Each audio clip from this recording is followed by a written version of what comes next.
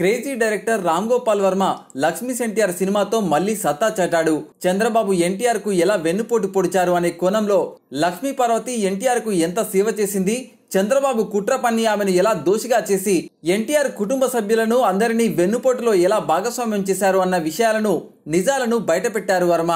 ఇప్పటికే ఈ cinema block buster వసూళ్లను దక్కించుకోవడంతో వర్మ ఫుల్ జోష్లో ఉన్నారు. ఏపీలో ఈ సినిమాను చంద్రబాబు అడ్డుకోవడం చాలా బాధాకరమే. కానీ కోర్టు స్టే కారణంగా ఏపీ ప్రజలు చంద్రబాబు కుట్రను చూడలేకపోయారని వెల్లడించారు వర్మ. ఇక తాజాగా ఎన్టీఆర్ గురించి మాట్లాడుతూ జూనియర్ ఎన్టీఆర్ గురించి వర్మ సోషల్ మీడియా ద్వారా సంచలన వ్యాఖ్యలు చేశారు.